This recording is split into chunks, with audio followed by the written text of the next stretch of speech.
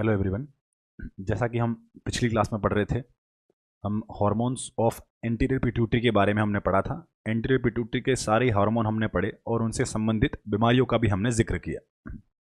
अब हम आज के टॉपिक में पढ़ने वाले हैं hormones of the posterior pituitary, और पोस्टीरियर पिट्यूटरी के हार्मोन्स और उनसे क्या क्या फंक्शंस होते हैं, उनके डिसऑर्डर्स क्या हैं, वो सारा डिटेल डिस्कशन आज की क्लास में हम करने वाले हैं। हार्मोन्स ऑफ पोस्टीरियर पिट्यूटरी का जिक्र करें तो सबसे पहली जानकारी यह है कि पोस्टीरियर पिट्यूटरी के दो हार्मोन्स होते हैं। पहला होता है एडीएच और दूसरा होता है ऑक्सीटोसिन। क्लियर? ये जानकारी हम पहले की क्लासेस में डिस्कस कर चुके हैं कि ये दो हार्मोन पोस्टीरियर पिट्यूटरी द्वारा रिलीज होते हैं। एक होता है एंटी डायूरेटिक हार्मोन और दूसरा होता है ऑक्सीटोसिन। अब हम बात करें कि एडीएच जो होता है बनता कहां पर है, ऑक्सीटोसिन जो होता है बनता कहां पर है, तो इस बारे में हम डिटेल डिस्कशन पहले ही कर चुके हैं कि ये दोनों ही हार्मोन बनाए तो जाते हैं हाइपोथैलेमस के द्वारा, और रिलीज करने की बात आती है तो ये रिलीज की जाते हैं हमारी पोस्टीरियर पिट्यूटरी के द्वारा। अब बात करते हैं कि एडीएच जो होता है वह हाइपोथैलेमस में कहां पर निर्मित हुआ था, तो ये भी हमने डिस्कस किया था कि यह हाइपोथैलेमस में पाए जाने वाले सुप्रा ऑप्टिक न्यूक्लियाई के द्वारा बनाया गया था, और ऑक्सीटोसिन जो होता है यह हमारा पैरावेंट्रिकुलर न्यूक्लियाई के द्वारा बनाया जाता है। क्लियर? हम यहां पर सिंथेसाइज की बात कर रहे हैं। ये दोनों ही जो न्यूक्लियाई हमने लिखे हैं, ये दोनों ही न्यूक्लियाई पाए जाते हैं हमारे हाइपोथैलेमस के अंदर। हाइपोथैलेमस में दोनों ही हार्मोन बने थे और वहां से बनने के बाद न्यूरॉन्स के माध्यम से यह ट्रांसफर होते हुए पोस्टीरियर पिट्यूटरी में आकर स्टोर हुए थे और वहां पर आवश्यकता पड़ने पर सर्कुलेशन में रिलीज होते हैं। क्लियर? हम बात करेंगे अब इन दोनों ही हार्मोन्स के फंक्शन के बारे में। एक एक करके पढ़ना शुरू करते हैं। सबसे पहले हम डिस्कस करते हैं एडीएच के बारे में। तो यहां पर हमारा पोस्टीरियर पिट्यूटरी के हार्मोन्स के अंदर पहला हार्मोन है एडीएच। एडीएच की फुल फॉर्म समझ लें। एडीएच को हम बोलते हैं एंटी डायूरेटिक हार्मोन। क्लियर? अब इस हार्मोन को हम फंक्शंस को समझना शुरू करें उससे पहले ही उसके नाम का ही अगर विश्लेषण किया जाए तो काफी सारी जानकारी हमें मिल सकती है। नाम है इसका एंटी डायूरेटिक हार्मोन। एंटी का मतलब होता है विपरीत, डायूरेटिक का मतलब होता है एक्सेसिव यूरिन प्रोडक्शन। पहले शब्द समझें, डायूरेसिस। आपने लेसिक्स दवाई का नाम सुना होगा जो कि एक प्रकार की डायूरेटिक दवाई है। यहां पर तथ्य समझें कि डायूरेटिक शब्द से तात्पर्य है यूरिन का प्रोडक्शन बढ़ जाना। क्लियर? तो यूरिन प्रोडक्शन बढ़ना डायूरेसिस कहलाता है, लेकिन ये हार्मोन जो है वो एंटी डायूरेसिस है। डायूरेसिस मतलब अगर यूरिन प्रोडक्शन ज्यादा है तो एंटी डायूरेसिस मतलब यूरिन प्रोडक्शन ज्यादा या कम। तो जवाब होना चाहिए कि डायूरेसिस को एंटी मतलब रोकने वाला, मीन्स यूरिन प्रोडक्शन को नियंत्रित रखने वाला, कम करने वाला जो हार्मोन होता है उसे हम एंटी डायूरेटिक हार्मोन के नाम से जानते हैं। क्लियर? आगे बढ़ते हैं। इस हार्मोन के कई सारे अन्य नाम हैं। एंटी डायूरेटिक हार्मोन को ही हम वैसोप्रेसिन के नाम से भी जानते हैं। अब बात करते हैं कि इसी हार्मोन को हमने वैसोप्रेसिन नाम क्यों दिया है। उसकी वजह यह है कि वैसोप्रेसिन का भी तात्पर्य समझें। वैसो का मतलब होता है ब्लड वेसल्स। क्लियर? और प्रेसिन का मतलब होता है प्रेशर, और यहां प्रेशर से तात्पर्य है कॉन्ट्रैक्शन। मीन्स हमारा एडीएच हार्मोन जो है वह एंटी डायूरेटिक प्रभाव तो रखता ही है, मीन्स यूरिन प्रोडक्शन को तो कम करता ही है, साथ ही साथ यह ब्लड वेसल्स पर प्रभाव डालकर उनको प्रेशर बढ़ाता है, मीन्स वैसो कॉन्स्ट्रिक्शन वाला प्रभाव भी दिखाने वाला है। क्लियर? तो इसी वजह से उसे हम एडीएच हार्मोन को ही वैसोप्रेसिन के नाम से ही जानते हैं। वैसे तो इसके नाम से ही इसके दोनों फंक्शन क्लियर हो गए हैं, फिर भी हम यहां पर डिस्कस करना शुरू करते हैं functions of the ADH hormone, कि एडीएच हार्मोन के फंक्शंस क्या होते हैं, यह क्या काम करने वाला है। सबसे पहली जानकारी फंक्शंस के संदर्भ में कि हमने एडीएच हार्मोन को हम water regulating hormone of the body के नाम से भी जानते हैं। इसे हम water regulating hormone of the body के नाम से जानते हैं। अब इसका तात्पर्य समझें कि इसे हम वाटर रेगुलेटिंग हार्मोन क्यों बोलते हैं। ऐसा इसलिए है क्योंकि यह एंटी डायूरेटिक हार्मोन हमारे शरीर में पानी की कमी नहीं होने देता है, उसकी मात्रा को नियंत्रित रखे रहता है, इसलिए इसे water regulating hormone of the body कहा गया है। अब कैसे कहा गया, क्या क्या ऐसे क्या फंक्शन किए, कहां पर फंक्शन किए, ये आगे हम डिस्कस करते हैं। फंक्शन के अंदर इसका पहला फंक्शन ये होता है कि it increases the reabsorption of the water. यह रीएब्जॉर्प्शन ऑफ वाटर को बढ़ावा देता है। रीएब्जॉर्प्शन ऑफ वाटर को कहां बढ़ावा देगा, यह इसके रिसेप्टर जो होते हैं डीसीटी और सीटी के अंदर पाए जाते हैं। डीसीटी और सीटी से तात्पर्य समझें, यह नेफ्रॉन के ही पार्ट हैं। नेफ्रॉन की संरचना में आपने डिस्टल कॉन्वोल्यूटेड ट्यूब्यूल्स और कलेक्टिंग ट्यूब्यूल्स या कलेक्टिंग डक्ट के नाम से संरचना पड़ी होगी। यहां इन नेफ्रॉन की स्ट्रक्चर में एडीएच हार्मोन के रिसेप्टर पाए जाते हैं और ये रिसेप्टर जो होते हैं यह एडीएच का फंक्शन करवाते हैं और एडीएच करने वाला है reabsorption of the water, means urine के अंदर जाने वाले पानी की मात्रा को कम करता है और उसे अधिक से अधिक रीएब्जॉर्ब करवाकर शरीर में लाता है। अब यहां सोचने वाली बात यह है कि अगर हमारा एडीएच हार्मोन रीएब्जॉर्प्शन करवा रहा है, मींस पानी को यूरिन में भेजने की कोशिश कर रहा है या फिर यूरिन में जाने वाले पानी को रोककर वापस उसे खून में वापस शरीर में लाने की कोशिश कर रहा है, तो जवाब यह होना चाहिए कि हमारा एडीएच हार्मोन जो होता है वह यूरिन के अंदर तो पानी को कम जाने देता है, अधिक से अधिक पानी को रीएब्जॉर्ब करके वापस खून में ले आता है। क्लियर? इसलिए इसे वाटर रेगुलेटिंग हार्मोन कहा गया है कि यह पानी का नुकसान शरीर से अधिक मात्रा में नहीं होने देता है, अधिक से अधिक पानी को खींचकर वापस लाता है, रीएब्जॉर्ब करवाकर वापस लाता है। क्लियर? अब अगर मैं कहूं, इसी को थोड़ा डिटेल पॉइंट ऑफ व्यू में जाएं कि अगर हमारा एडीएच हार्मोन जो था वह अगर इस प्रकार के एक्शन दिखाता था, डीसीटी और सीटी में जाकर रीएब्जॉर्प्शन ऑफ वाटर करवाता था, तो क्या ये हार्मोन अपने इस काम की वजह से क्या ब्लड ऑस्मोलरिटी और यूरिन ऑस्मोलरिटी को प्रभावित करता है? अब अगर किसी को ऑस्मोलरिटी शब्द का तात्पर्य नहीं पता हो तो पहले उस शब्द का मतलब क्लियर कर ले, फिर हम इस हार्मोन के इन्फ्लुएंस की बात करेंगे। क्लियर? उम्मीद है सभी को हार्मोन का जो बेसिकली काम है किडनी के ऊपर वो तो समझ में आ गया होगा। नेफ्रॉन में जाकर काम करता है और पानी को खींच खींच के वापस शरीर में लाता है और यूरिन में कम जाने देता है, कम मात्रा को ही यूरिन के अंदर भेजेगा, रीअब्जॉर्ब अधिक करवाएगा। अब बात करते हैं ऑस्मोलरिटी शब्द के बारे में। ऑस्मोलरिटी का सीधे शब्दों में आम भाषा में मतलब समझा जाए तो इसका मतलब होता है गाढ़ापन। कंसंट्रेशन मींस सांद्रता कैसी है, गाढ़ापन कैसा है, इसके लिए हम ऑस्मोलरिटी शब्द काम में लेते हैं। तो अगर मैं आपसे कहूं कि अगर एडीएच हार्मोन काम करता है और वह अधिक से अधिक पानी को रीएब्जॉर्ब करवा के लाता है, तो इससे खून के गाढ़ेपन पर और यूरिन के गाढ़ेपन पर प्रभाव पड़ेगा। क्या उनकी ऑस्मोलरिटी प्रभावित होगी या नहीं होगी? तो आपका जवाब होगा सर बिल्कुल। अगर हार्मोन पानी के ऊपर प्रभाव डालता है तो यह गाढ़ेपन को जरूर प्रभावित करेगा।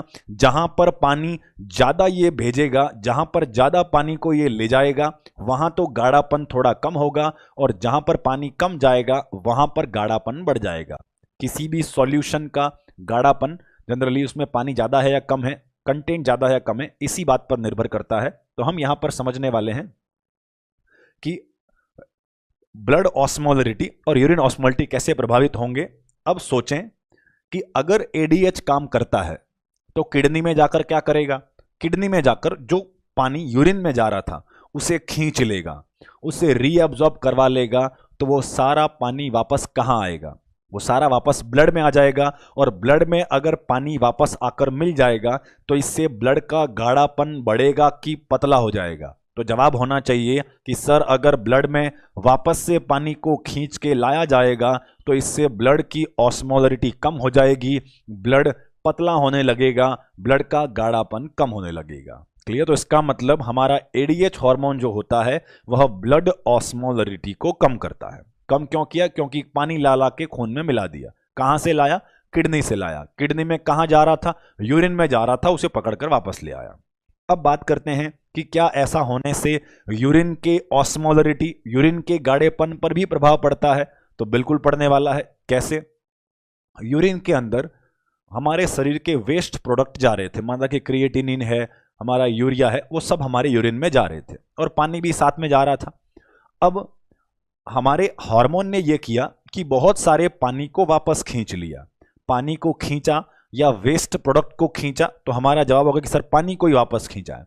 अगर पानी को खींचा तो अब बचा हुआ सॉल्यूशन जो होगा वो पानी वापस खींच जाने की वजह से गाढ़ा हो गया होगा कि पतला हो गया होगा, तो जवाब होना चाहिए कि सर पानी वापस खींच लिया तो वो सॉल्यूशन गाढ़ा हो गया होगा, मतलब हमारे एडीएच हार्मोन ने यूरिन ऑस्मोलरिटी को तो बढ़ाया है और ब्लड ऑस्मोलरिटी को कम किया है। ये फंक्शन होता है हमारा पहला फंक्शन हमारे एंटी डायूरेटिक हार्मोन का। क्लियर? उसका रिसेप्टर की लोकेशन याद रखें, यह डीसीटी और सीटी पर रिसेप्टर पाए जाते हैं, रीअब्जॉर्प्शन ऑफ वाटर को करवाता है और ब्लड ऑस्मोलरिटी और यूरिन ऑस्मोलरिटी पर इस प्रकार से प्रभाव पड़ने वाले हैं। अब आगे बढ़ते हैं, हम दूसरे फंक्शन का जिक्र करेंगे। हमारा इस हार्मोन का दूसरा फंक्शन होता है कि यह ब्लड वेसल्स में वैसो कॉन्स्ट्रिक्शन करवाता है।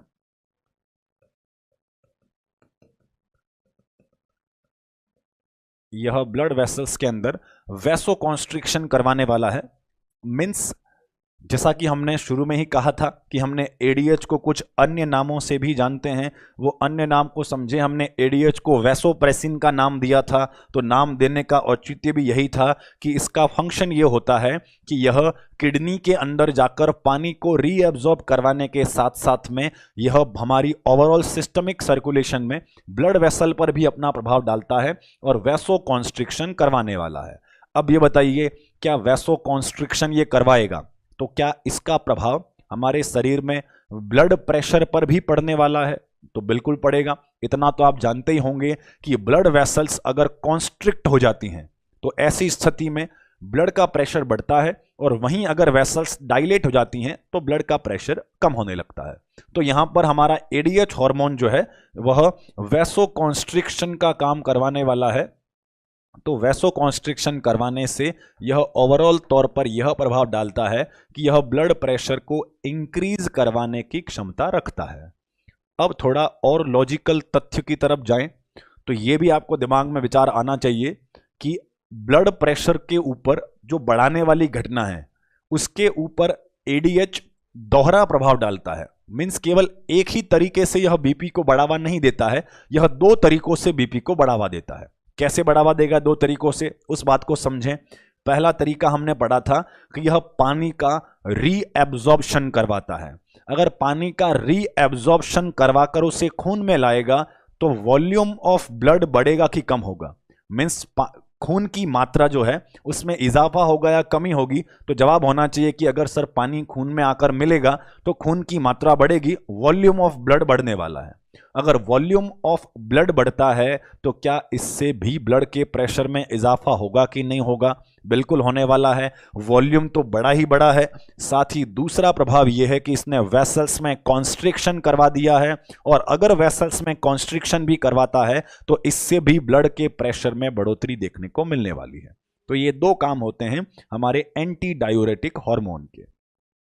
अब ध्यान दें कि एडीएच को वाटर रेगुलेटिंग हार्मोन कहा जाए या इलेक्ट्रोलाइट रेगुलेटिंग हार्मोन कहा जाए, तो जवाब यह पता होना चाहिए कि हमारे शरीर में एडीएच जो होता है वह केवल और केवल वाटर के रेगुलेशन को ही नियंत्रित करता है। इसका शरीर में इलेक्ट्रोलाइट की मात्रा को रेगुलेट करने का फंक्शन नहीं होता है, क्योंकि शरीर में इलेक्ट्रोलाइट को रेगुलेट करने वाला हार्मोन एल्डोस्टेरोन होता है, जिसे हम electrolyte regulating hormone of the body के नाम से जानते हैं। तो ये नहीं सोचना है कि एडीएच शरीर में सोडियम पोटेशियम की मात्रा को कंट्रोल करता होगा।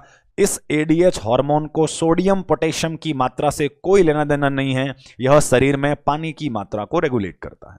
क्लियर? और इसलिए इसे हमने वाटर रेगुलेटिंग हार्मोन का नाम दिया था। तो इलेक्ट्रोलाइट कौन रेगुलेट करता है? उसके लिए अन्य हार्मोन है जिसे हम एल्डोस्टेरोन के नाम से जानते हैं, और वो एल्डोस्टेरोन जो होता है वह हमारी किडनी के ऊपर पाई जाने वाली जो ग्रंथि होती है, जिसे हम एड्रिनल ग्रंथि या सुप्रारीनल ग्रंथि के नाम से जानते हैं, वह उसे रेगुलेट करने वाला है। क्लियर? तो आगे बढ़ते हैं। हमारा दोनों फंक्शंस हमने पढ़े।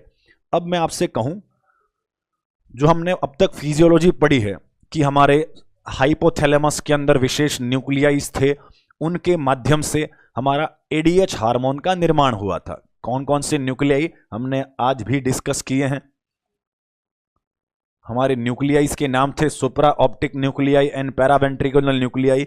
इन दोनों ने, जब हाइपोथैलेमस में पाए जाने वाले इन न्यूक्लियाई ने अगर हार्मोन का निर्माण किया है तो उसे न्यूरॉन्स के माध्यम से ट्रांसफर करके पोस्टीरियर पिट्यूटरी में वह स्टोर हो गए हैं। हमने ये भी पढ़ा कि वह पोस्टीरियर पिट्यूटरी में स्टोर रहते हैं और आवश्यकता पड़ने पर सर्कुलेशन में रिलीज होते हैं। मींस जब जरूरत होगी तब वह सर्कुलेशन में रिलीज होने वाले हैं। क्या हमेशा कंटिन्यूस होते रहेंगे? तो कंटिन्यूस नहीं होते हैं, वो जमा रहते हैं पोस्टीरियर पिट्यूटरी में, और अगर शरीर में कोई स्टिमुलेशन मिलता है, कोई आवश्यकता महसूस होती है, तभी यह रिलीज होते हैं।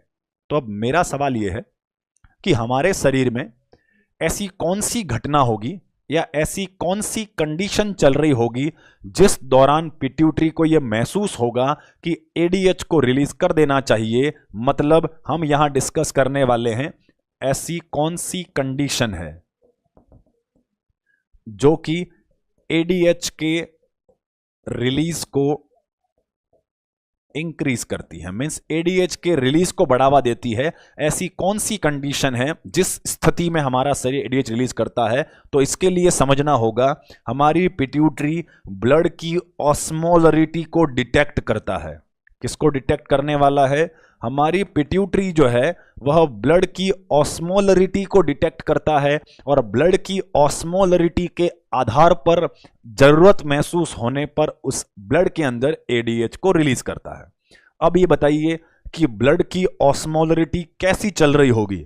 हमारे शरीर में ऐसा खून में क्या परिवर्तन हुआ होगा कि हमें एडीएच की जरूरत है, मतलब हमें और पानी रीएब्जॉर्ब करवाने की जरूरत है। तो यहां इतना तथ्य सोचना होगा कि जब हमारा खून गाढ़ा होगा तब हमें और पानी खींचने की जरूरत है, या हमारा खून पतला होगा तब हमें और पानी खींचने की जरूरत है। तो इतना कॉमन सेंस तो सभी जानते होंगे कि सर अगर खून गाढ़ा हो गया होगा, उसमें पानी कम हो गया होगा, तब हमें जरूरत महसूस होगी कि हमें और पानी को खींचकर वापस से ब्लड की कंसंट्रेशन को नॉर्मल करना चाहिए। इसका मतलब वह कंडीशन होती है कि जब ब्लड की ऑस्मोलरिटी बहुत ज्यादा होती है। क्लियर? ध्यान दें, जब ब्लड की ऑस्मोलरिटी बहुत ज्यादा होती है, जब खून बहुत गाढ़ा हो गया होता है, तब ये जानकारी हमारी पोस्टीरियर पिट्यूटरी डिटेक्ट करती है और इस जानकारी को देखकर अब हमारी पोस्टीरियर पिट्यूटरी एडीएच को रिलीज कर देती है।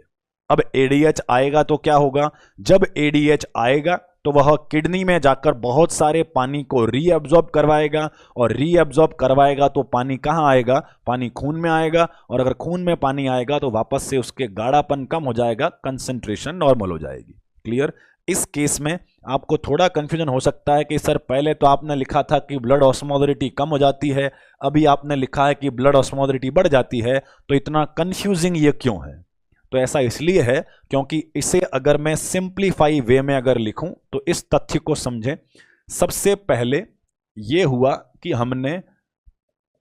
हमारे खून के अंदर पानी की कमी हो गई, वो किसी भी कारणवश हो सकती है। मान लेते हैं कि हमने पानी कम पिया था या किसी भी कारणवश हमारे खून की ऑस्मोलरिटी बढ़ गई।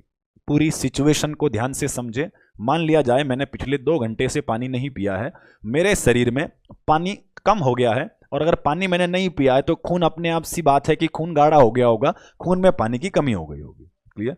अब अगर हमारे में पानी नहीं पीने की वजह से अगर ब्लड का ऑस्मोलरिटी बढ़ गया है तो इस जानकारी को हमारा पोस्टीरियर पिट्यूटरी डिटेक्ट कर लेगा। जानकारी को डिटेक्ट कैसे कर लेगा? उसके अंदर से भी खून बह रहा होगा तो उससे उसको पता लग जाएगा कि जो सिस्टमिक सर्कुलेशन में खून बह रहा है वो बहुत गाढ़ा है। क्लियर? इस जानकारी के मिलते ही अब हमारी पोस्टीरियर पिट्यूटरी एक्शन में आएगी, और पोस्टीरियर पिट्यूटरी तुरंत ये करने वाली है कि तुरंत एडीएच हार्मोन के रिलीज को बढ़ा देगा। तुरंत क्या करेगा, ये तुरंत एडीएच हार्मोन के रिलीज को बढ़ा देगा। अब ये एडीएच हार्मोन हमारे सर्कुलेशन में आ जाएगा। अब ये एडीएच हार्मोन जब सर्कुलेशन में आ जाएगा तो ये अपना प्रभाव क्या दिखाएगा, ये अपना प्रभाव दिखाएगा कि यह वाटर के रीएब्जॉर्प्शन को बढ़ावा दे देगा, मतलब यूरिन के अंदर पानी को कम जाने देगा और बहुत सारे पानी को रीएब्जॉर्ब करवा लेगा। क्लियर। अब ये बताइए कि बहुत सारा पानी अगर रीएब्जॉर्ब हो गया तो अब प्रभाव क्या पड़ेगा, तो अब प्रभाव यह पड़ने वाला है कि अब इस पेशेंट के अंदर ब्लड ऑस्मोलरिटी जो है वो वापस कम हो चुकी है, ब्लड का गाढ़ापन वापस कम हो चुका है, नॉर्मल कंसंट्रेशन हो चुकी है।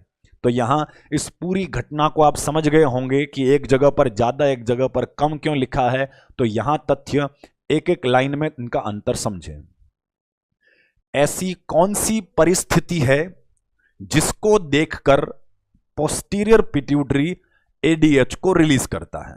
अगर ऐसा सवाल है, in which condition the posterior pituitary releases ADH, तब आपका जवाब होना चाहिए कि पोस्टीरियर पिट्यूटरी एक्शन में तब आई जब खून की ऑस्मोलरिटी बहुत ज्यादा थी।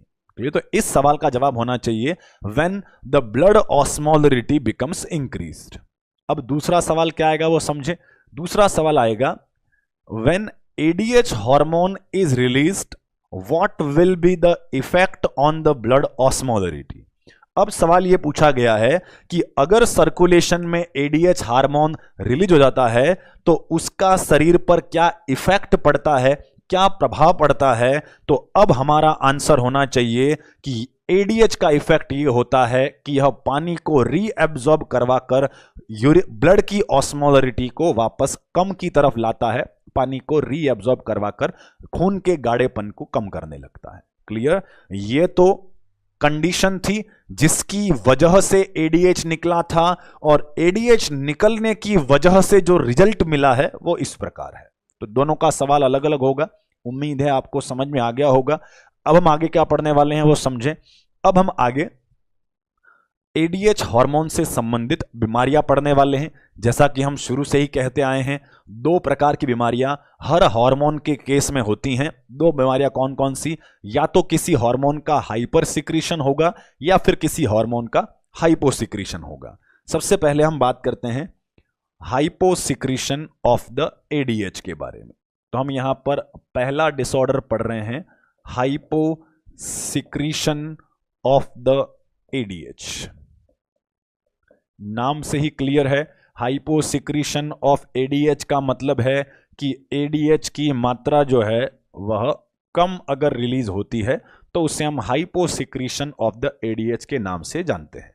अब इस हाइपोसिक्रीशन ऑफ एडीएच वाली बीमारी को हम एक विशेष नाम से जानते हैं और वो विशेष नाम होता है, it is known as the diabetes insipidus.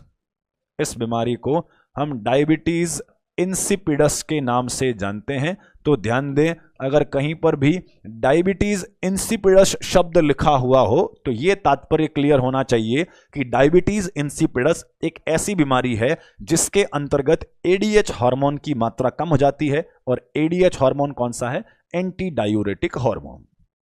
अब बात करते हैं कि डायबिटीज इंसिपिडस जिसके अंतर्गत एडीएच कम होता है, इसमें होता क्या है, इसका इटियोलॉजी क्या है, इसके टाइप्स क्या हैं, हम सारे तथ्यों का जिक्र करने वाले हैं।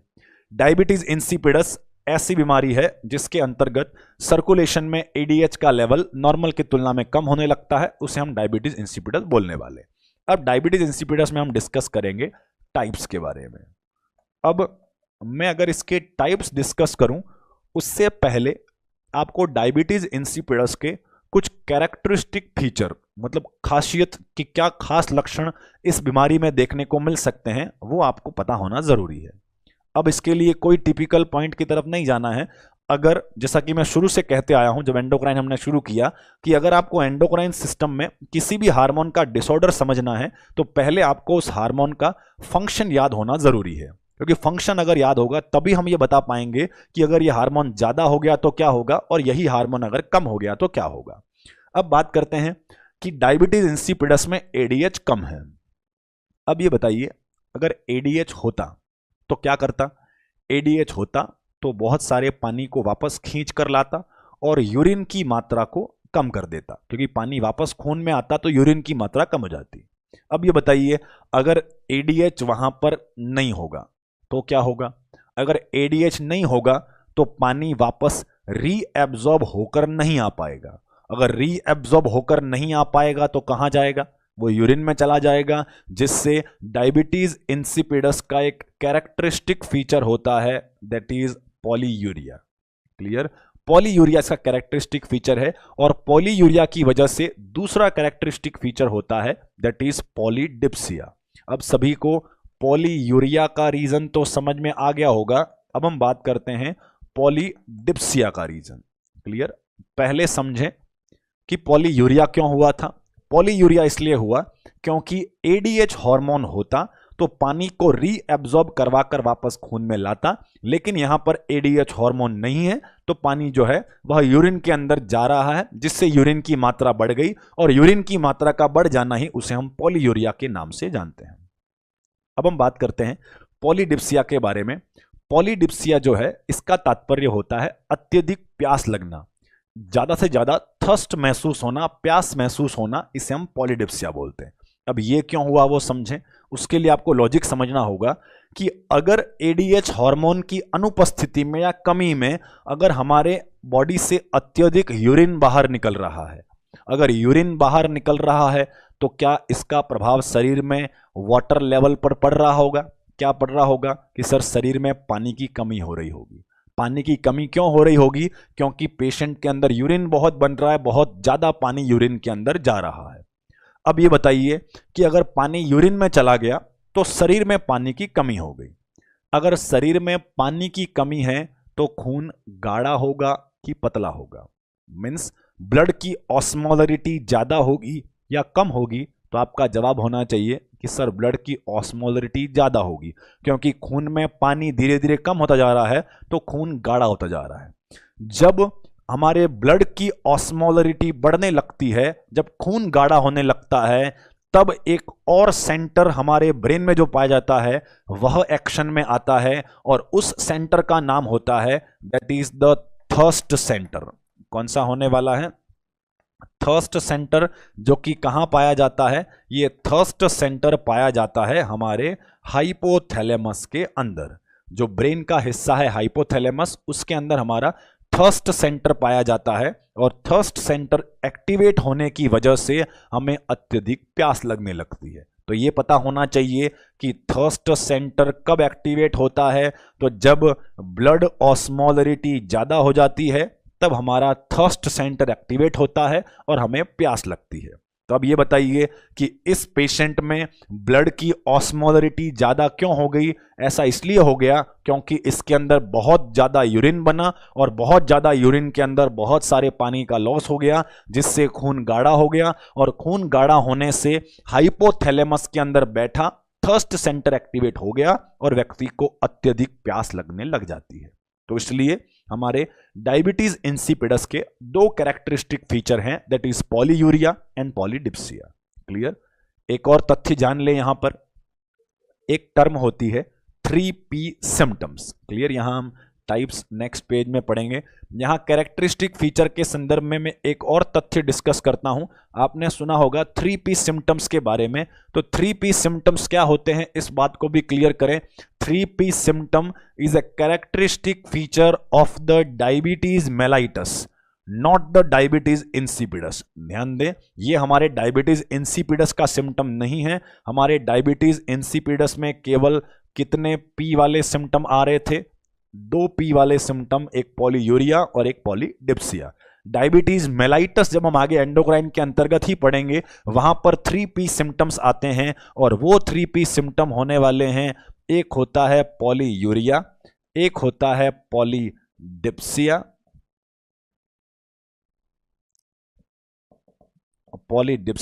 और तीसरा होता है पॉलीफेजिया। तो यहां 3P वाले सिम्टम डायबिटीज मेलाइटस का लक्षण है, और 2P वाले सिम्टम जो है डायबिटीज इंसिपिडस का लक्षण है। डायबिटीज मेलाइटस जो कि इंसुलिन वाली, शुगर वाली बीमारी है, उसमें इस तीनों प्रकार के लक्षणों के आने की वजह बिल्कुल डिफरेंट होती है। उनमें इन तीनों लक्षणों के आने की वजह अलग है। इन तीनों के आने की वजह हम डायबिटीज मेलाइटस के अंतर्गत डिटेल में पढ़ने वाले हैं।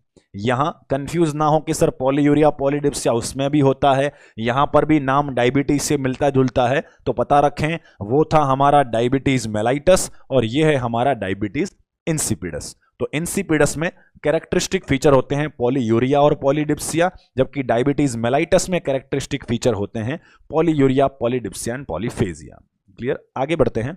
अब बात करेंगे टाइप्स के बारे में कि डायबिटीज इंसिपिडस के कितने टाइप्स होते हैं, इस बारे में हम जिक्र करने वाले हैं।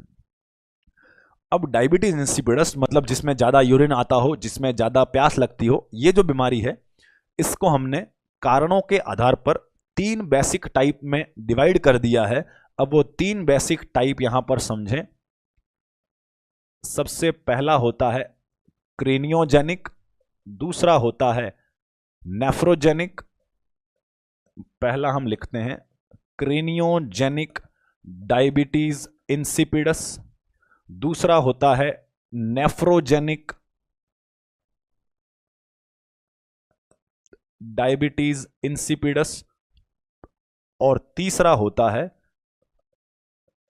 Psychogenic diabetes insipidus.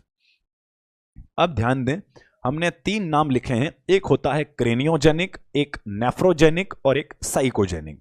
अब पहले तो इन सभी शब्दों का तात्पर्य समझ लें, फिर हम डिटेल में इनके होने की वजह और इनमें क्या क्या होता है वो डिस्कस करेंगे। सबसे पहला क्रेनियोजेनिक। क्रेनियो मतलब क्रेनियम, मीन्स खोपड़ी का जिक्र हो रहा है। तो क्रेनियोजेनिक मतलब ऐसा डायबिटीज इंसिपिडस जिसके होने की वजह जो है, जिसके होने का कारण जो है वह हमारी खोपड़ी के अंदर की बीमारी हो। अगर खोपड़ी के अंदर, अगर क्रेनियम के अंदर कोई बीमारी है, उस वजह से अगर डायबिटीज इंसिपिडस हुआ है तो उसे हम क्रेनियोजेनिक डायबिटीज इंसिपिडस कहेंगे। क्लियर? दूसरे पॉइंट पर आते हैं। दूसरा हमने लिखा है नेफ्रोजेनिक डायबिटीज इंसिपिडस। अब इसको समझने के लिए एक तथ्य समझना होगा, क्या किसी हार्मोन का काम पूरी तरह से हो पाए, इसके लिए क्या केवल हार्मोन का ही होना जरूरी है? मान लें हमारे खून में एडीएच हार्मोन तो बहुत ज्यादा मात्रा में है, लेकिन किडनी के अंदर बैठा हुआ रिसेप्टर अगर वो काम करना बंद कर दे तो क्या वो एडीएच जाकर किडनी पर प्रभाव दिखा पाएगा कि नहीं दिखा पाएगा? पुराने टॉपिक जो पढ़े हैं वो याद करें। हर एक हार्मोन को अपना काम दिखाने के लिए रिसेप्टर से जाकर चिपकना पड़ता है और तब जाके उस कोशिका में या उस ऑर्गन में फंक्शन दिखाई देता है। तो अगर मैं यहां पर कहूं कि हार्मोन तो बहुत सारा है लेकिन रिसेप्टर काम ही नहीं कर रहे हैं, तो क्या अब ये हार्मोन अपना प्रभाव दिखा पाएगा कि नहीं दिखा पाएगा?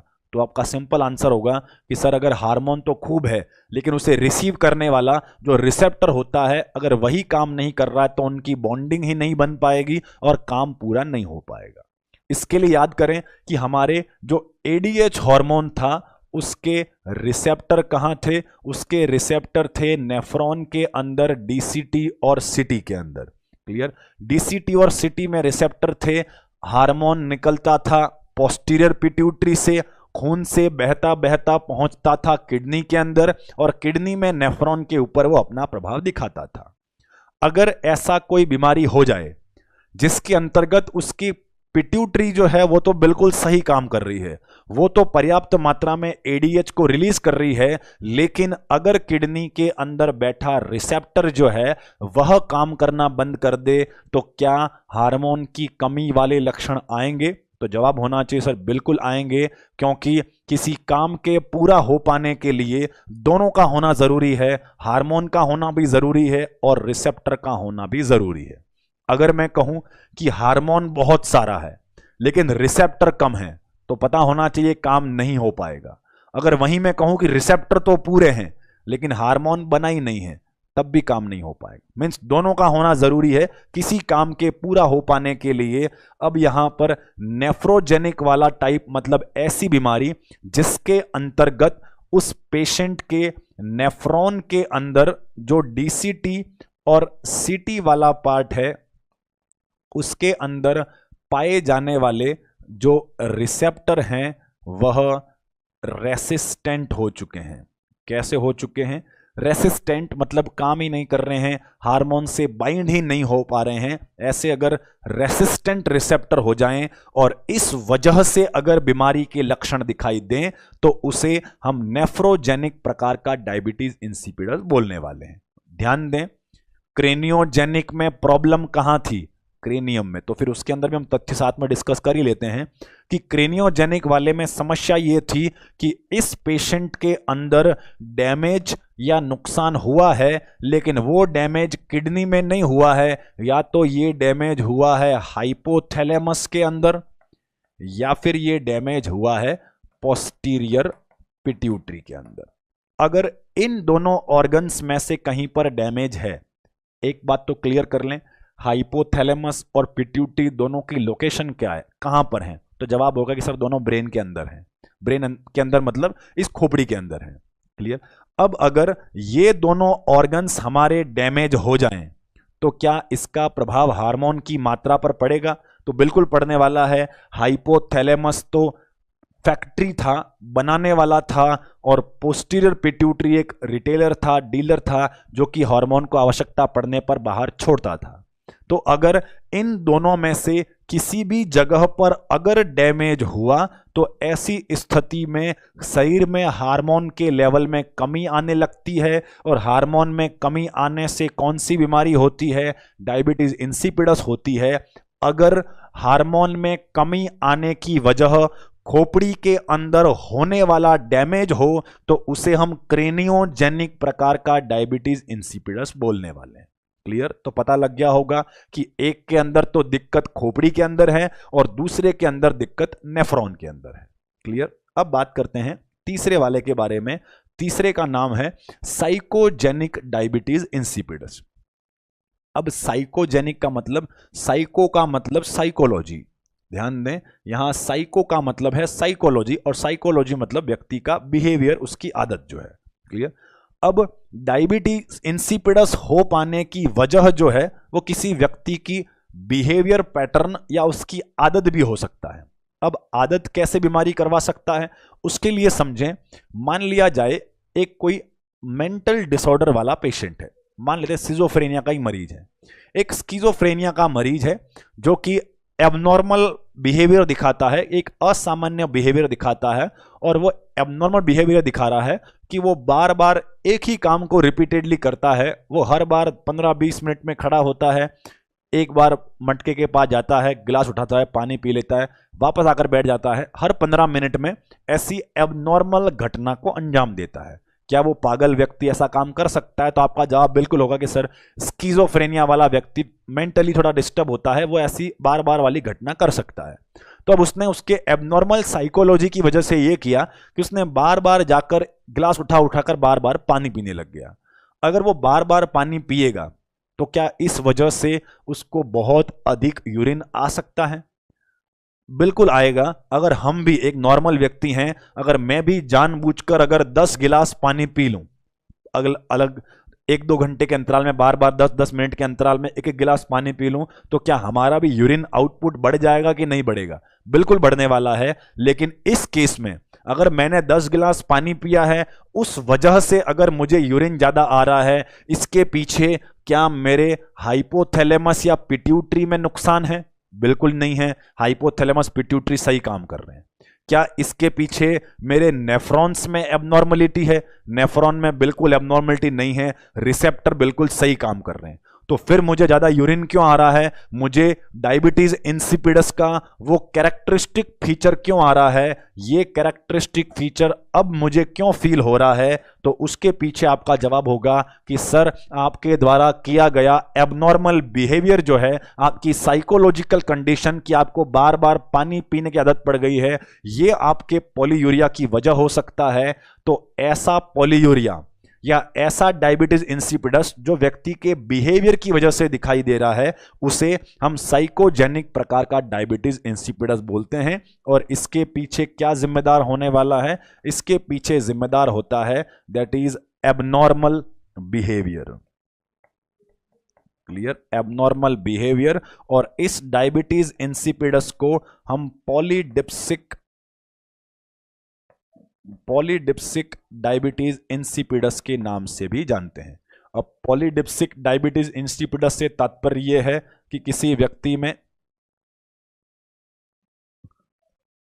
पॉलीडिप्सिया में ज्यादा पानी पीने की आदत की वजह से, एबनॉर्मल बिहेवियर की वजह से अगर डायबिटीज इंसिपिडस हुआ है तो उसे आप पॉलीडिप्सिक भी कह सकते हैं, या उसे आप साइकोजेनिक भी कह सकते हैं कि साइकोलॉजी की वजह से, एबनॉर्मल बिहेवियर की वजह से ऐसा डायबिटीज इंसिपिडस हुआ है। ऐसा किन मरीजों में होता है तो पता रखें कि ऐसा सिम्टम जो है वह स्किज़ोफ्रेनिया वाले मरीजों में देखने को मिल सकता है। क्लियर, तो पता रखें साइकोजेनिक वाला स्किज़ोफ्रेनिया वाले मरीजों में देखने को मिलता है। अब यहां पर तीनों अलग अलग टाइप तो उम्मीद है सभी को समझ में आ गए होंगे। इसके संदर्भ में मैं और एडिशनल कुछ बातें डिस्कस करने वाला हूं, उस बारे में समझें। सबसे पहली बात कि क्रेनियोजेनिक, नेफ्रोजेनिक और साइकोजेनिक तीनों के अंदर मरीज को पॉलीयूरिया मतलब वो लक्षण डायबिटीज इंसिपिडस वाले आने वाले हैं, लेकिन तीनों के होने की वजह अलग अलग है। एक मरीज है जिसमें हाइपोथैलेमस ने काम करना बंद कर दिया है। अब ये बताइए, हाइपोथैलेमस काम करना बंद कर देगा तो क्या होगा? तो फिर एडीएच बनेगा ही नहीं। एडीएच बनेगा ही नहीं तो पिट्यूटरी के पास आएगा ही नहीं, और पिट्यूटरी के पास आएगा ही नहीं तो सर्कुलेशन में रिलीज ही नहीं होगा। क्लियर। अब बात करते हैं इस मरीज का, क्रेनियोजेनिक वाले का अगर लक्षण देखें तो लक्षण पॉलीयूरिया दिखाई देगा क्योंकि एडीएच नहीं है। अगर मैं इस पेशेंट के अंदर खून की जांच करवाता हूं, अगर हम ब्लड की जांच करवाते हैं तो उसमें एडीएच की मात्रा कैसे मिलेगी? एडीएच की मात्रा हमें नॉर्मल मिलेगी, नॉर्मल से कम मिलेगी या नॉर्मल से ज्यादा मिलेगी? तो बताइए इस पेशेंट में एडीएच ज्यादा होगा कि कम होगा? तो सिंपल सा आंसर होना चाहिए कि सर इस पेशेंट के अंदर एडीएच का लेवल कम होगा। कम कैसे हो गया?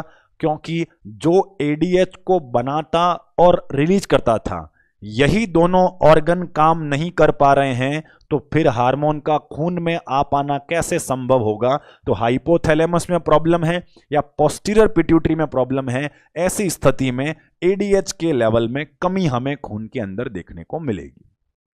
दूसरे टॉपिक पर आता हूं, नेफ्रोजेनिक डायबिटीज इंसिपिडस। अगर मैं इस मरीज के खून की जांच करवाता हूं तो मुझे इसके अंदर एडीएच का लेवल कैसा मिलेगा?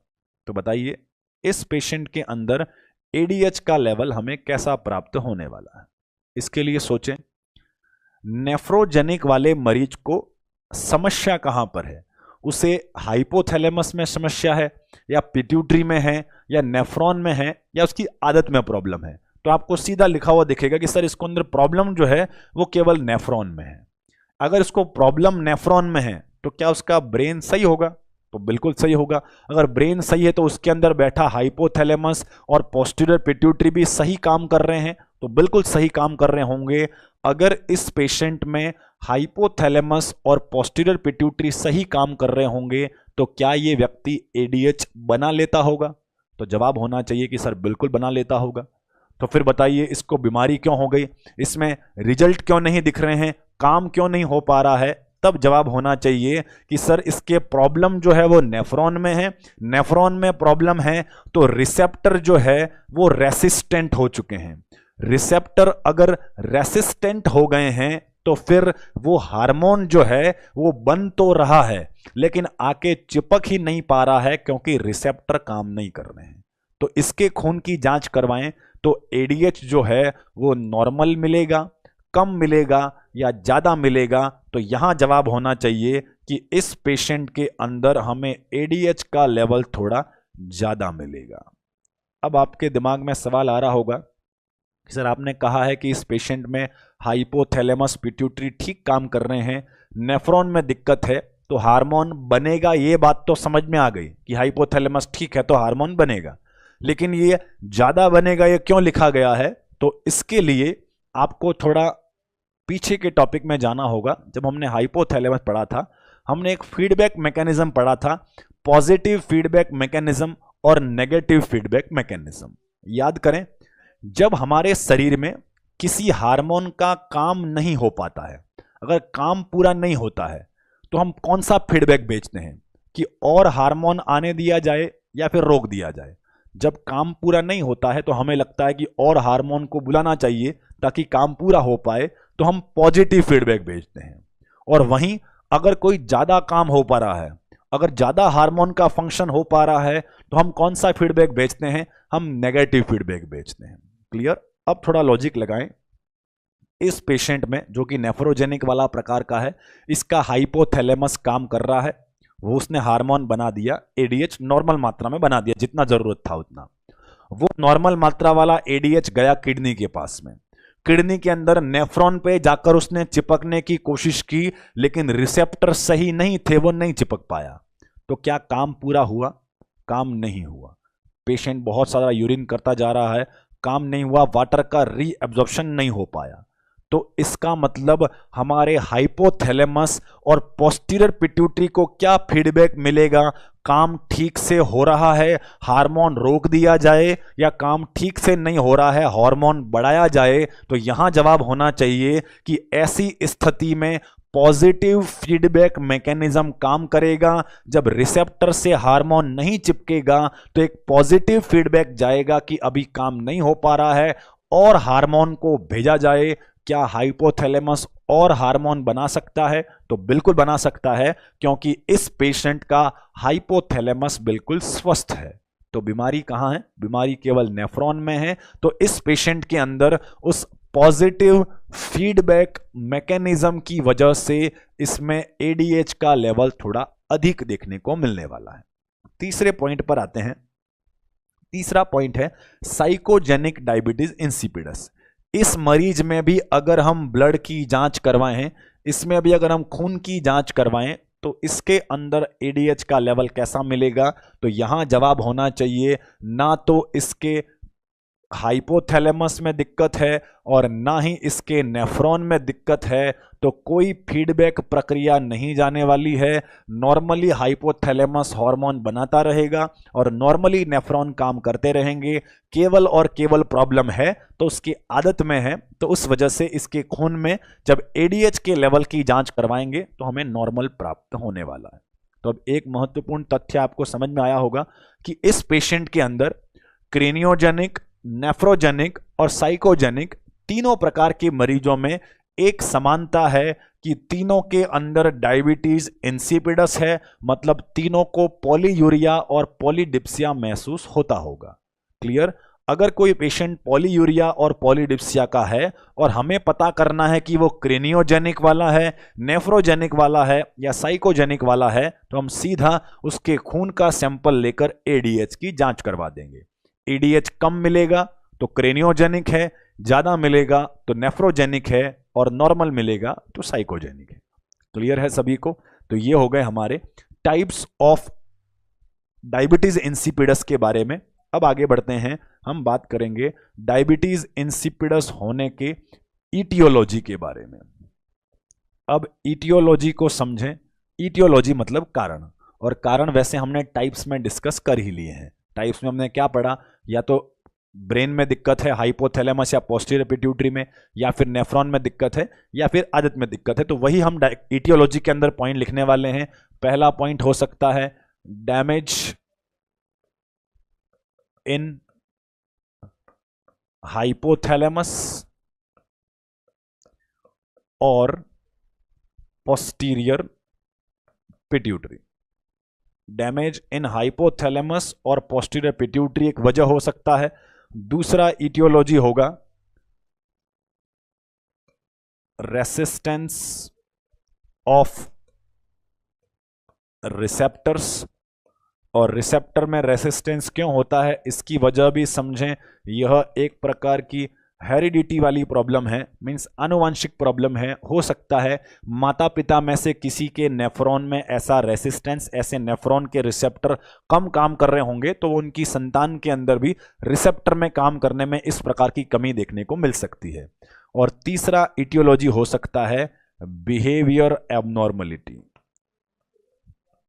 तो यहां ध्यान दें कि डायबिटीज इंसिपिडस होने के ये तीन महत्वपूर्ण कारण हो सकते हैं। पहला, डैमेज इन द हाइपोथैलेमस और पोस्टीरियर पिट्यूटरी, या तो पोस्टीरियर पिट्यूटरी और हाइपोथैलेमस में डैमेज है, या फिर रिसेप्टर रेसिस्टेंट हो चुके हैं कि आनुवांशिक प्रॉब्लम है, माता पिता में भी रिसेप्टर ठीक से काम नहीं करते थे तो उसकी संतान में भी काम नहीं कर रहे हैं। और तीसरा हो सकता है बिहेवियर एबनॉर्मलिटी, मींस असामान्य प्रकार का बिहेवियर कि व्यक्ति आदतन तौर पर जानबूझ के बहुत अधिक पानी पीता है, तो उसके अंदर ऐसा पॉलीडिप्सिया पॉलीयूरिया जैसे लक्षण आ सकते हैं। तो ईटियोलॉजी याद रखें। अब हम बात करेंगे असेसमेंट फाइंडिंग के बारे में कि क्या लक्षण इस मरीज के अंदर देखने को मिल सकते हैं। अब बात करते हैं असेसमेंट फाइंडिंग। चाहे कोई सा भी प्रकार का डायबिटीज इंसिपिडस हो, चाहे प्रॉब्लम क्रेनियोजेनिक हो, चाहे प्रॉब्लम नेफ्रोजेनिक हो, चाहे प्रॉब्लम साइकोजेनिक हो, तीनों केसेस में लक्षण एक जैसे ही आने वाले हैं। एक जैसे क्यों? सिंपली एग्जांपल समझे। अगर हार्मोन नहीं आ पाए तो वो होता है क्रेनियोजेनिक। हार्मोन आकर भी काम नहीं कर पाए, ये होता है नेफ्रोजेनिक। तो ये बताइए कि हार्मोन चाहे आ जाए और काम ना करे या फिर आए ही नहीं, दोनों केस में प्रॉब्लम तो सेम रहेगी या नहीं रहेगी? एग्जाम्पल के तौर पर एक प्रॉब्लम तो ये हो जाए कि मैं क्लासरूम के अंदर आता ही नहीं हूं। अगर मैं क्लासरूम में नहीं आता हूं तो सिंपल सी बात है, पढ़ाई नहीं हो पाएगी। और दूसरा एग्जाम्पल है कि क्लासरूम में आकर खड़ा भी जाता हूं लेकिन बातचीत नहीं करता हूं, तब भी तो पढ़ाई नहीं होगी। तो दोनों केसेस में रिजल्ट तो सेम ही होगा कि हार्मोन चाहे आए ही नहीं या आने के बाद भी काम नहीं कर पाए, तो ऐसी स्थिति में लक्षण सेम होते हैं। तो हमारे क्रेनियोजेनिक, नेफ्रोजेनिक और साइकोजेनिक तीनों टाइप के अंदर लक्षण हमें सेम दिखेंगे। अब लक्षण क्या दिखेंगे उसके बारे में हम बात करते हैं।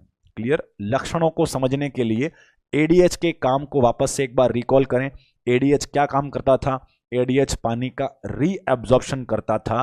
अब अगर पानी का रीएब्जॉर्प्शन नहीं होगा तो बहुत सारे सिम्टम्स आने वाले हैं। इसके दो कैरेक्टरिस्टिक सिम्टम तो हम पहले ही डिस्कस कर चुके हैं। एक होता है पॉलीयूरिया और दूसरा होता है पॉलीडिप्सिया। अब पॉलीयूरिया और पॉलीडिप्सिया की वजह हम पहले ही समझ चुके हैं कि अगर एडीएच हार्मोन होता तो पानी को वापस खींच के लाता। एडीएच नहीं है तो पानी जा रहा है, यूरिन के अंदर जा रहा है, जिससे यूरिन की मात्रा बढ़ी और पेशेंट के अंदर पॉलीयूरिया हो गया है। दूसरी तरफ हमने लिखा है पॉलीडिप्सिया, मतलब अगर अत्यधिक मात्रा में पानी का नुकसान हुआ तो शरीर में पानी की कमी पड़ गई। पानी की कमी पड़ जाने पर खून गाढ़ा होने लगता है और ऐसी स्थिति में हमारा थर्स्ट सेंटर जो है हाइपोथैलेमस में बैठा, जो प्यास वाला सेंटर है, वो एक्टिवेट होने लगता है और हमें अत्यधिक प्यास महसूस होने लगती है। लेकिन ध्यान दें, एडीएच की कमी में यूरिन की मात्रा इतनी ज्यादा हो जाती है, इतना अत्यधिक यूरिन बनता है कि हम बार बार पॉलीडिप्सिया, मतलब बार बार पानी पीने के बावजूद शरीर की पानी की कमी को पूरा नहीं कर पाते हैं। इस वजह से अन्य लक्षण देखने को मिलते हैं। अन्य लक्षण दिखाई देंगे, पेशेंट के अंदर हमें हाइपोवोलेमिया दिखाई देगा। अब ध्यान दें, हाइपोवोलेमिया मतलब ब्लड वॉल्यूम में कमी। अब सोचने वाली बात है कि इस पेशेंट में वॉल्यूम में कमी क्यों आ गई? तो सिंपल आंसर, इस पेशेंट के अंदर जो पॉलीयूरिया हुआ था उस वजह से बहुत सारा पानी यूरिन में चला गया, तो खून के अंदर पानी का वॉल्यूम कम हो गया। अब बात करते हैं हाइपोवोलेमिया की वजह से इस पेशेंट के अंदर हाइपोटेंशन भी हो गया है। क्लियर? हाइपोवोलेमिया की वजह से हाइपोटेंशन, हाइपोवोलेमिया के साथ ही साथ एक शब्द हम ये भी लिख सकते हैं कि पेशेंट के अंदर डिहाइड्रेशन भी हो गया है। अब हाइपोवोलेमिया और डिहाइड्रेशन से तात्पर्य यह है कि शरीर में पानी की कमी हो गई है। क्लियर? शरीर में पानी की कमी होने से उसका ब्लड का वॉल्यूम कम हुआ, वॉल्यूम कम होने से उसका बीपी कम हो गया और उसका बीपी कम होने से पेशेंट जो है शॉक वाली स्थिति में जा सकता है। Patient can go into condition of hypovolemic shock. Shock का मतलब होता है बीपी बहुत कम हो जाना, टिश्यूज तक पहुंचने वाला परफ्यूजन, मतलब टिश्यूज को मिलने वाले खून की मात्रा जो है वो कम होने लगती है। तो ऐसी स्थिति में मरीज जो है वो शॉक वाली अवस्था में जा सकता है। आगे बढ़ते हैं, अन्य लक्षणों की तरफ बढ़ें तो शॉक के अलावा इस पेशेंट में और सिम्टोमेटिकली जांच की जाए, इसमें अगर ब्लड ऑस्मोलरिटी और यूरिन ऑस्मोलरिटी की जांच करवाई जाए तो उसके अंदर भी परिवर्तन दिखाई देगा। अब ब्लड ऑस्मोलरिटी और यूरिन ऑस्मोलरिटी का क्या होगा, ये समझने के लिए आपको इसका आंसर पता होना चाहिए। अगर हमने पहले पढ़ा है वो आपको याद हो तो हमने ये कहा कि हमारा हार्मोन अगर अनुपस्थित है, नहीं है, तो बहुत सारा पानी यूरिन में जा रहा है।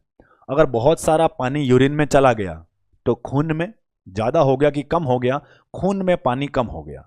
खून में पानी कम हो गया तो खून गाढ़ा हो गया, और अगर खून गाढ़ा हो गया तो खून की ऑस्मोलरिटी कैसी हो चुकी है, खून की ऑस्मोलरिटी बढ़ चुकी है।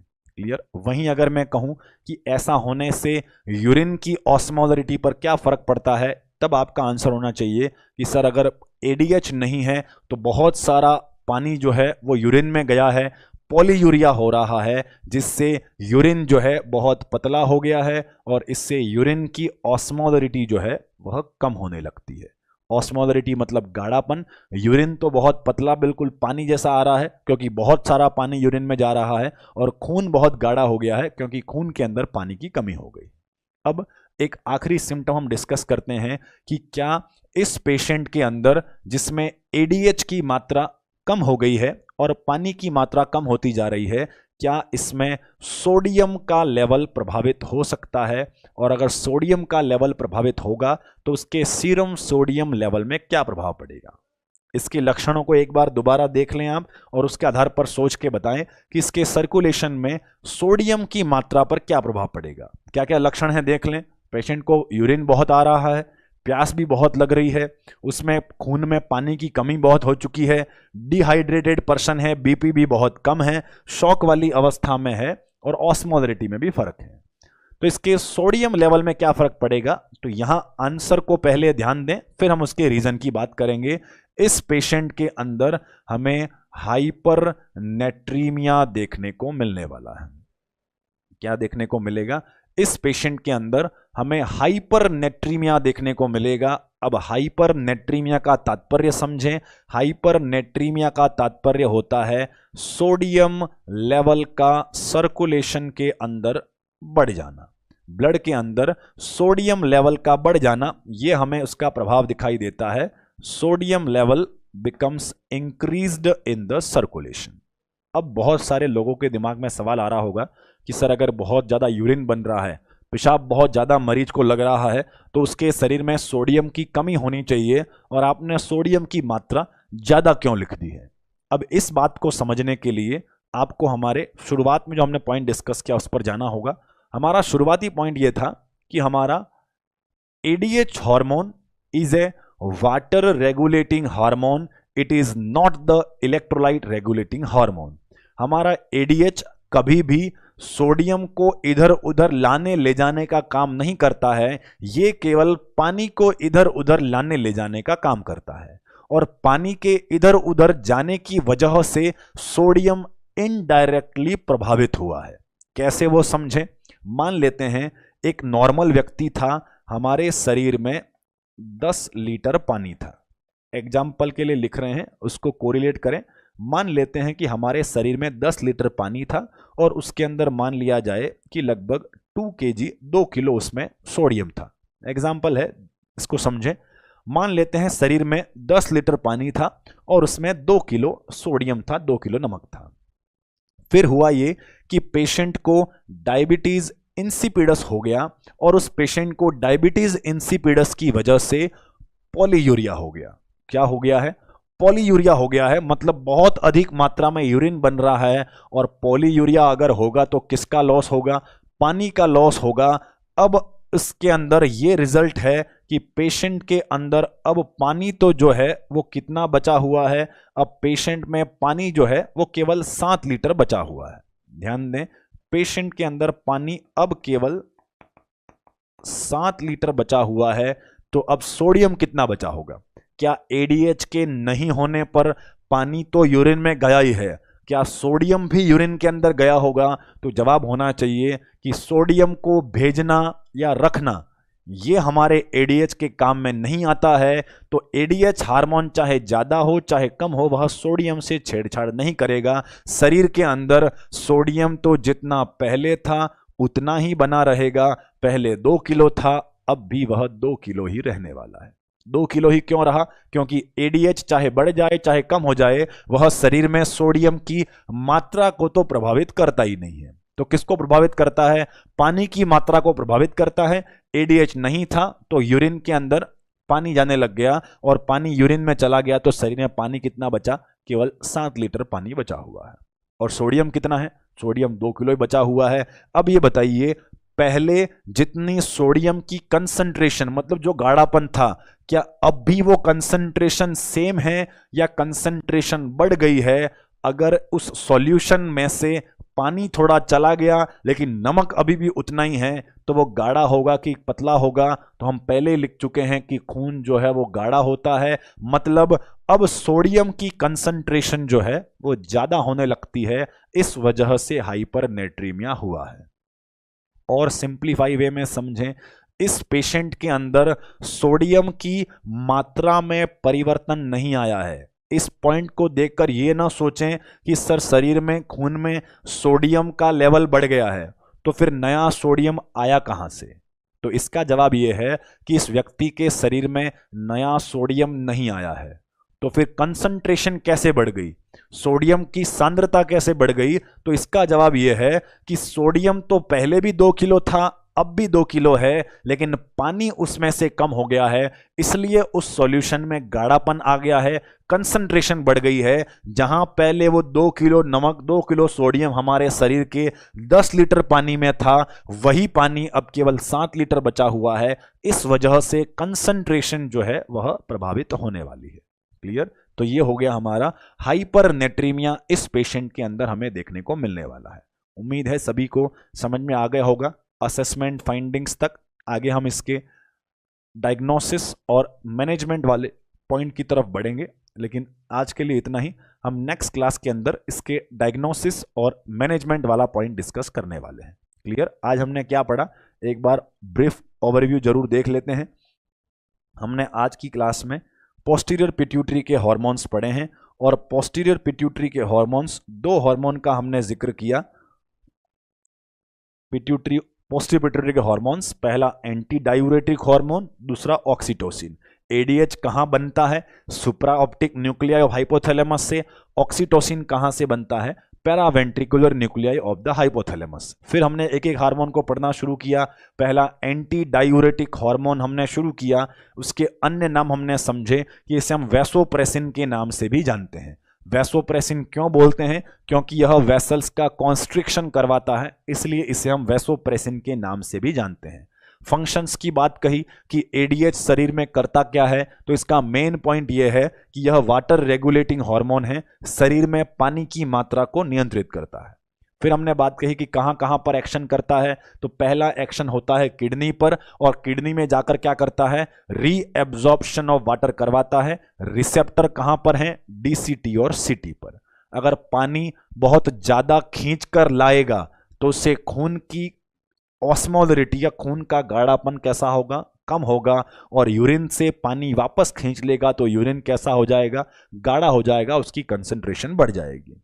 फिर हमने पढ़ा कि दूसरा एक्शन क्या होता है? दूसरा एक्शन होता है कि यह वैसो कॉन्स्ट्रिक्शन करवाता है, जिससे यह ब्लड प्रेशर को इंक्रीज कर सकता है, बढ़ा सकता है। फिर हमने पढ़ा कि ऐसी कौन सी कंडीशन है जो कि एडीएच के रिलीज को बढ़ावा देती है, तो इसको हमने यहां पर समझा था कि जब ब्लड की ऑस्मोलरिटी ज्यादा हो जाती है, ब्लड गाढ़ा होने लगता है, तब एडीएच एक्शन में आता है, और एडीएच आकर बहुत सारे पानी को रीएब्जॉर्ब करवाता है, और रीएब्जॉर्ब करवा के ब्लड की ऑस्मोलरिटी को कम करवा देता है, पानी को लाकर वापस ऑस्मोलरिटी को नॉर्मल की तरफ ले आता है। देन हमने पढ़ा बीमारियों के बारे में। फंक्शन के बाद हमने डिसऑर्डर पढ़ना शुरू किए। डिसऑर्डर 2 प्रकार के होते हैं, एक होता है हाइपर सिक्रीशन, एक होता है हाइपोसिक्रीशन। पहले हमने पढ़ना शुरू किया हाइपोसिक्रीशन ऑफ द एडीएच के बारे में। हाइपोसिक्रीशन वाली बीमारी का नाम होता है diabetes insipidus. Clear? Diabetes insipidus के 2 कैरेक्टरिस्टिक फीचर हमने पढ़े कि अगर एडीएच हार्मोन नहीं होता है तो पहली बात तो उस मरीज में पॉलीयूरिया होता है, और पॉलीयूरिया की वजह से अगर उसके ब्लड ऑस्मोलरिटी का लेवल बढ़ने लगता है तो हाइपोथैलेमस में बैठा थर्स्ट सेंटर एक्टिवेट होता है, और थर्स्ट सेंटर एक्टिवेट होने से मरीज को अत्यधिक प्यास लगती है। क्लियर? ये हो गए हमारे 2P फीचर्स, तो 2P symptom polyuria, polydipsia, diabetes insipidus में आते हैं, और 3P सिम्टम जो होते हैं पॉलीयूरिया, पॉलीडिप्सिया और पॉलीफेजिया, यह डायबिटीज मेलाइटस के मरीज में देखने को मिलने वाले हैं। फिर हमने डायबिटीज इंसिपिडस के टाइप्स समझे, 3 प्रकार का है कारणों के आधार पर, एक क्रेनियोजेनिक, एक नेफ्रोजेनिक, एक साइकोजेनिक। क्लियर। हम बात करते हैं कि जो कैरेक्टरिस्टिक फीचर थे पॉलीयूरिया और पॉलीडिप्सिया, इनके आने की वजह, इनके पीछे का कारण अगर क्रेनियम हो, क्रेनियम मतलब खोपड़ी के अंदर समस्या हो कि उसका हाइपोथैलेमस और उसका पोस्टीरियर पिट्यूटरी काम नहीं कर रहे हो, तो उसे हम क्रेनियोजेनिक बोलते हैं। ऐसे मरीज में हाइपोथैलेमस या पिट्यूटरी के काम नहीं करने की वजह से उसके अंदर एडीएच का लेवल कम मिलता है। क्लियर। दूसरी तरफ हमने लिखा नेफ्रोजेनिक वाला, इसके अंतर्गत नेफ्रॉन काम नहीं करते हैं, उसमें बैठा रिसेप्टर जो होता है वह रेसिस्टेंट हो चुका होता है, मतलब इसमें हार्मोन तो बनता है, हाइपोथैलेमस भी ठीक है, पिट्यूटरी भी ठीक है, हार्मोन रिलीज भी होता है, लेकिन वो किडनी पर जाकर अपना प्रभाव नहीं दिखा पाता है। ऐसे मरीज में एडीएच का लेवल कैसा होगा, तो नॉर्मल से ज्यादा होगा। किसकी वजह से होगा, तो यह पॉजिटिव फीडबैक मैकेनिज्म की वजह से होने वाला है। और तीसरा हमने पढ़ा साइकोजेनिक वाला, साइकोजेनिक मतलब एबनॉर्मल बिहेवियर की वजह से, कि कोई व्यक्ति जानबूझकर बहुत अधिक पानी पी रहा है तो उसे अत्यधिक यूरिन लग सकता है, ऐसा सिजोफ्रेनिया वाले मेंटल डिसऑर्डर वाले मरीजों में देखने को मिल सकता है। देन हमने पढ़ा से कारणों के बारे में। कारण ये हो सकता है कि या तो हार्मोन बनाने वाले ऑर्गन हाइपोथैलेमस और पिट्यूटरी ही टूट गए हों, डैमेज हो गए हों, या फिर रिसेप्टर ने काम करना बंद कर दिया हो, रेसिस्टेंट हो गए हों। ऐसा क्यों होता है? ऐसा आनुवंशिकता की वजह से होता है कि अगर माता पिता में से किसी के किडनी में दिक्कत है तो उसकी संतान के अंदर ऐसे रिसेप्टर काम नहीं करने वाली समस्या आ सकती है। और तीसरा कारण हमने लिखा बिहेवियर एबनॉर्मलिटी, जो कि हमने साइकोजेनिक वाले के अंतर्गत पढ़ा था। फिर हम बात करते हैं असेसमेंट फाइंडिंग के बारे में। असेसमेंट फाइंडिंग का जिक्र करें तो इसमें सिम्टम आते हैं polyuria, polydipsia, hypovolemia, dehydration, hypotension, shock. एक बात पे ध्यान दें, एंडोक्राइन सिस्टम अगर हम पढ़ते हैं तो हर एक सिम्टम का आपको रीजन पता होना जरूरी है कि कौन सा सिम्टम क्यों आया। अगर मैं यहीं पर आपसे कहूं कि इस पेशेंट के अंदर पॉलीयूरिया क्यों हो रहा है, तो आपका जवाब होना चाहिए कि सर इस पेशेंट के अंदर एडीएच नहीं है। एडीएच नहीं है तो पानी वापस रीएब्जॉर्ब नहीं हो पा रहा है, इसलिए सारा पानी यूरिन में जा रहा है, इसलिए यूरिन की मात्रा बढ़ रही है। अगर मैं आपसे कहूं कि इस पेशेंट के अंदर हाइपोवोलेमिया क्यों हो रहा है, हाइपोवोलेमिया मतलब इस पेशेंट के अंदर खून का वॉल्यूम कम क्यों हो रहा है, तब आपका जवाब होना चाहिए कि सर इस पेशेंट के अंदर बहुत ज़्यादा मात्रा में यूरिन बन रहा है। बहुत ज़्यादा मात्रा में अगर यूरिन बन रहा है तो ऐसी स्थिति में खून में पानी की कमी हो रही है, जिससे हाइपोवोलेमिया जैसी समस्या हो रही है। क्लियर। अगर वहीं मैं कहूं आपसे कि इस पेशेंट के अंदर हाइपरनेट्रीमिया क्यों हो रहा है, सोडियम का लेवल ज़्यादा क्यों हो गया, तो आपका जवाब होना चाहिए सर इस पेशेंट के अंदर उसके शरीर में सोडियम की मात्रा पर तो कोई प्रभाव नहीं आया है। सोडियम तो शरीर में है उतना ही है, लेकिन शरीर से लगातार पानी कम होता जा रहा है, इस वजह से इस पेशेंट के अंदर सोडियम की कंसंट्रेशन बढ़ गई है। फिर एक और तथ्य बताता हूं, कई सारों को कंफ्यूजन होगा कि सर हमने तो ये पढ़ा है कि जहां पर भी सोडियम जाता है वो पानी को लेकर जाता है, और जहां पानी जाता है वहां सोडियम को लेकर जाता है। मीन्स आपका लॉजिक दिमाग में जरूर हो सकता है कि सर जब सोडियम यूरिन के माध्यम से बाहर निकलता है तो वो अपने साथ बहुत सारा पानी खींच के ले जाता है। ऐसा पानी के केस में भी होना चाहिए कि अगर इस पेशेंट के अंदर पॉलीयूरिया में बहुत सारा पानी बाहर जा रहा है तो क्या वो साथ में सोडियम लेकर नहीं जाएगा। तो यहां जवाब ये है, एक सिस्टमेटिक तथ्य याद रखें कि पेशेंट के अंदर अगर सोडियम कहीं पर जाता है तो वो पानी को खींच के साथ में जरूर ले जाता है, लेकिन अगर पानी कहीं पर जाता है तो वो कभी सोडियम को खींचकर नहीं ले जाता है। तो इस तथ्य को याद रखें कि सोडियम कभी भी कहीं पर भी जाएगा, अगर वो यूरिन के माध्यम से बाहर जाएगा तो वो साथ में पानी को जरूर खींच के ले जाएगा, लेकिन अगर पानी अगर जा रहा है तो वो सोडियम को खींचकर नहीं ले जाने वाला है। इस वजह से इस पेशेंट के अंदर आपका पानी की मात्रा कम हो गई और सोडियम की मात्रा उतनी ही बनी हुई है, जिससे कंसंट्रेशन ऑफ सोडियम बढ़ गया है, हाइपरनेट्रीमिया देखने को मिलने वाला। तो आज इतना ही हमने पढ़ा। नेक्स्ट क्लास के अंदर हम डायग्नोसिस और इसका मैनेजमेंट डिस्कस करने वाले हैं। क्लियर? धन्यवाद।